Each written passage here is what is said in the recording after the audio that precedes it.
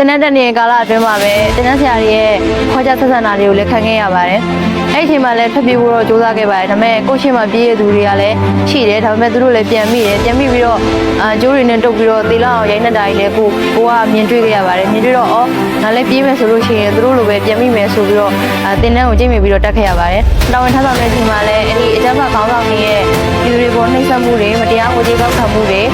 ပြီးတော့ရရှိလာတဲ့ငွေကြေးတွေကိုပြည်သူတွေအတွက်ပြန်လည်အသုံးပြုတာမရှိဘဲနဲ့သူတို့ရဲ့ကိုယ်ကျိုးအတွက်အသုံးပြုတာတွေကိုလည်းမြင်တွေ့ခဲ့ရပါတယ်။တာဝန်ထမ်းဆောင်နေတဲ့အချိန်မှာလည်းကျွန်တော်အဲ့ဒီအကြမ်းဖက်ဖွဲ့စည်းရထပ်ပြီးကိုကြိုးစားခဲ့ပါတယ်။ဒါပေမဲ့လည်းမအောင်မြင်ခဲ့ပါဘူး။အဲ့ကနေတစ်ဆင့်မှာတကောင်းဘက်ကိုပြောင်းရွှေ့တာဝန်ထမ်းဆောင်ခဲ့ရပါတယ်။တကောင်းဘက်မှာလည်းအဲ့ဒီလိုပဲအဲ့ဒီအကြမ်းဖက်ခေါင်းဆောင်တွေရဲ့ပြည်သူတွေပေါ်နှိပ်စက်မှုတွေငွေကြေးကောက်ခံမှုတွေကိုလည်း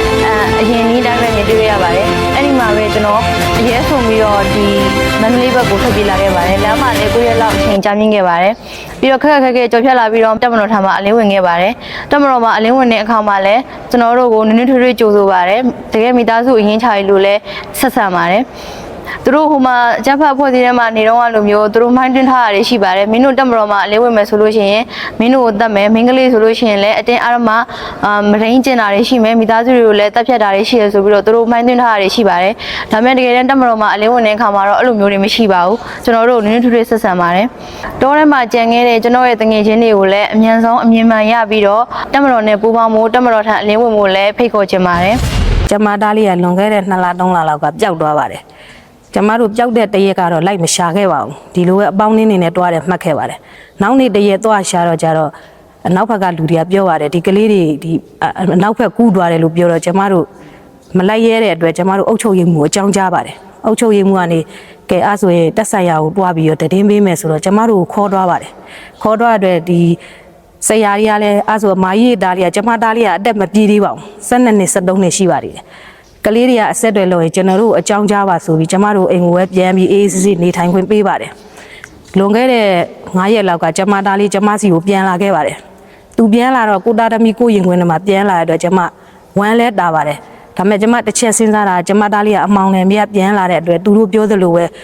ရိုက်မယ်ချုပ်မယ်ပဲထင်ခဲ့ပါတယ်ကျမတညာတော့အဲ့နေအိမ်မပြောခဲ့ပါဘူးစဉ်းစားလို့မနေ့လင်းတော့ကျမအုပ်ချုပ်ရေးမှုနဲ့ယာယီမှုကိုတိုင်မြင်ပါတယ်တိုင်မြင်တော့ဒါဆိုရင်ဒီကလေးတွေကိုတို့တက်ဆိုင်ရာကိုပို့မယ်စိတ်ချဒါကလေးတွေဘာမှမဖြစ်စေပါဘူးလို့အုပ်ချုပ်ရေးမှုကဂတိပေးပါတယ်အားနဲ့ကျမတို့အပ်လိုက်ပါတယ်အပ်လိုက်တော့4-5ရက်လောက်ကြာတော့သူများတွေပြောသလိုပဲကျမသားလေးတွေခေါ်သွားပြီးတော့ဒီအချုပ်ထဲမှာပဲထားပြီးရိုက်မယ်နှဲ့ပဲမှတ်ပြီးကျမတို့စိုးရိမ်ပြီးတော့အုပ်ချုပ်ရေးမှုဦးလေးကျမတို့ကလေးတွေနဲ့တွေ့ကျင်ပါတယ်လို့ပြောပါတယ်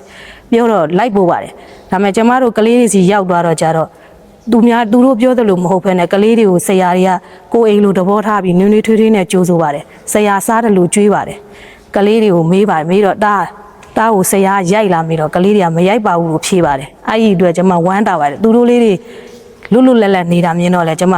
ပီတိဖြစ်ပါတယ်ဒီခန္ဓာဝက်ပြီးရင်ကျွန်မသားလေးနဲ့တွေ့ရတော့မဲ့အတွက်ကျွန်မအတိုင်းတာမတီဝမ်းတာပါတယ်ကျွန်မအရင်တုန်းကဆိုရင်ကျွန်မသားလေးတေးသလားရှင်သလားလဲကျွန်မမသိပါဘူးခုကျမအသားလေးကိုနွေးနွေးထွေးထွေးကြိုးဆိုတယ်ကျမတို့တားမိတွေလည်းပျော်ပျော်ရွှင်ရွှင်နေထိုင်ခွင့်ပေးတဲ့ကျမတို့ရွာအုပ်ချုပ်ရေးမှုရောဒီကအရာရှိရာခံဗိုလ်ကြီးတွေကိုလည်းကျမအထူးပဲကျေးဇူးတင်ရှိပါတယ်ရှင်